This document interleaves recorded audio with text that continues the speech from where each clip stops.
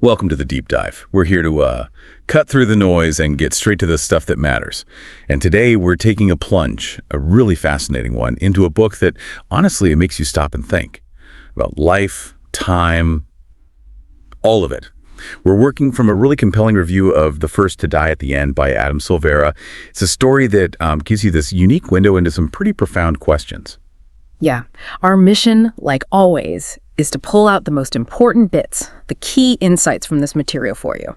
Think of it as your shortcut, to really grasp the book's impact and the big questions it throws up. You'll get the gist without reading it all, though. Fair warning. You might actually want to pick it up after hearing about it. Okay, so what immediately grabbed me, what hooked me, was the core idea. Imagine this, a world where there's this mysterious company, right, called Deathcast, and they claim they can tell you the exact day you're going to die. Wow.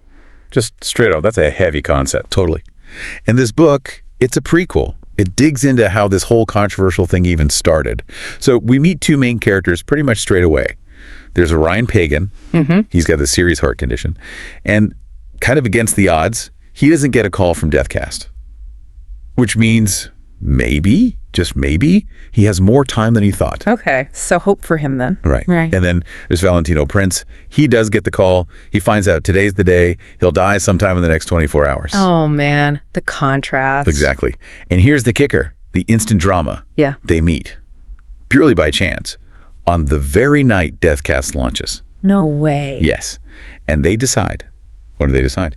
To spend what could be Valentino's last day on Earth together. The stakes are immediately sky high, aren't they? You're just thrown right into it. Completely. It's incredibly intense right from the start. And it immediately makes you think, doesn't it? Like, does knowing the end date actually change how you live? Or does it just, speed up the choices you were maybe going to make anyway? That's a really good point. Does it change the how or just the when? Yeah, the book seems to play with both ideas, which I find fascinating. It does. And I think that immediate bond between Orion and Valentino, that connection, it's the perfect vehicle for exploring these bigger questions Silvera wants us to tackle. Like the first big theme, mortality and meaning. Yeah. It slams you right into that question. What would you actually do if you knew for sure today was it, your last day? Right. And the book, it doesn't just show that people might live differently. It explores the kind of paradox of knowing, how having that definite end date, it can either paralyze you or weirdly free you up to connect, to forgive, to do the important stuff with this fierce urgency you didn't have before. Exactly. And connecting that to the bigger picture, it really gets to the heart of human choice when you're facing, ultimate certainty. The story doesn't just pose the question, it shows you vividly how that knowledge shapes every single decision, every word. It kind of forces the characters to confront what really matters, doesn't it? It strips away all the trivial stuff. Yeah, absolutely strips it away. Yeah. And inside that pressure cooker of a day, there's this incredibly tender love story that blossoms between Orion and Valentino. It feels very raw, very real, which makes their limited time just both beautiful and utterly heartbreaking. But I do wonder, does that rapid development, falling in love in basically a day, does that feel maybe a little contrived to some people, even with the stakes? That's a fair point people might raise. It's fast, no doubt. But I think the book manages to ground it. It sort of argues that extreme situations, they can accelerate intimacy, right? They break down the usual walls people put up. Okay, I can see that. Their connection feels real because of the urgency, maybe. It highlights how knowing time is short can just amplify every feeling, every interaction. It makes deep connections possible, maybe even necessary, in a way they wouldn't be otherwise. That makes sense, that the intensity justifies the speed. But okay, beyond the personal stories, which are powerful, where this book gets really interesting, I think, is looking at Deathcast itself. The whole technology and ethics side of it. Oh, definitely. This fictional tech, it just opens a Pandora's box of ethical dilemmas. You've got predestination, the idea your death is fixed. You've got privacy issues, obviously. Yeah. And then there's agency. How do people keep making meaningful choices when they have this terrifying certainty hanging over them?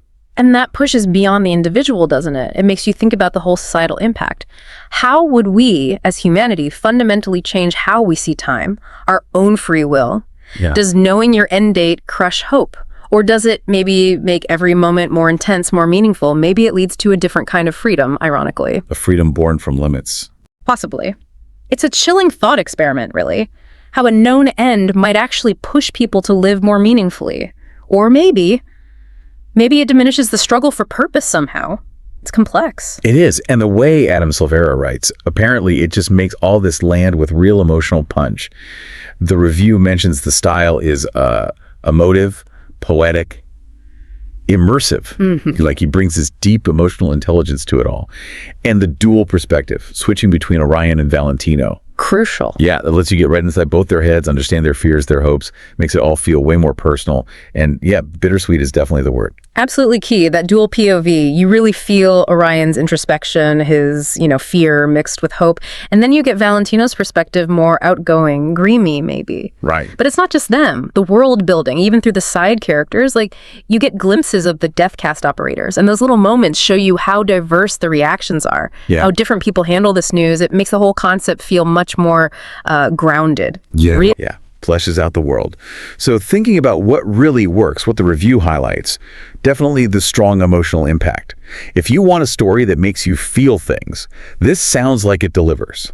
For sure.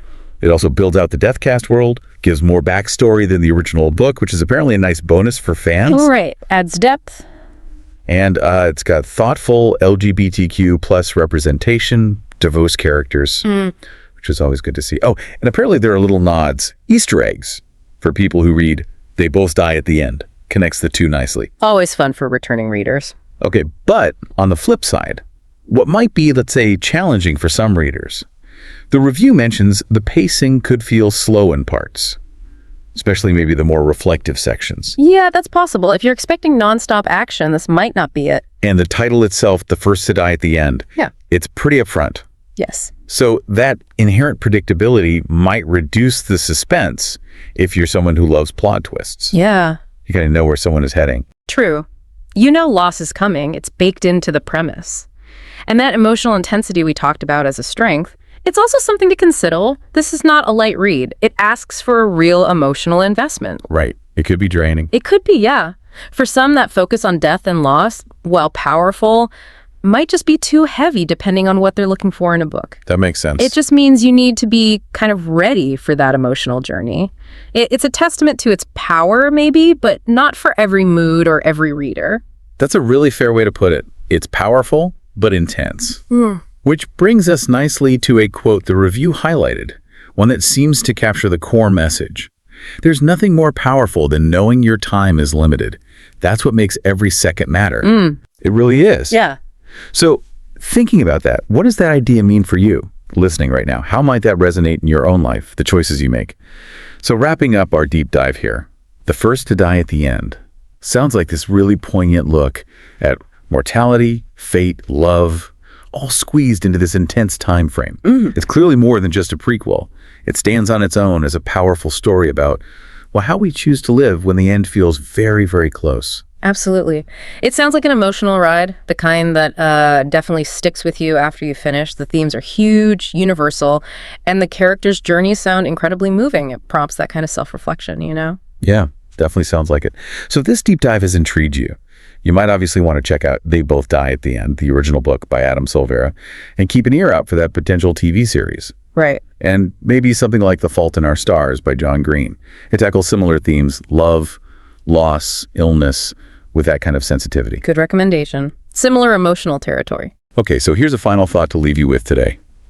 If, as the quote says, knowing your time is limited makes every second matter, what does that suggest about the power you already hold?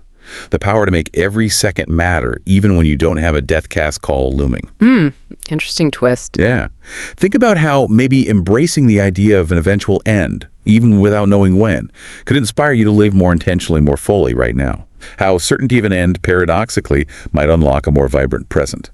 Something to think about. Thanks for joining us on The Deep Dive.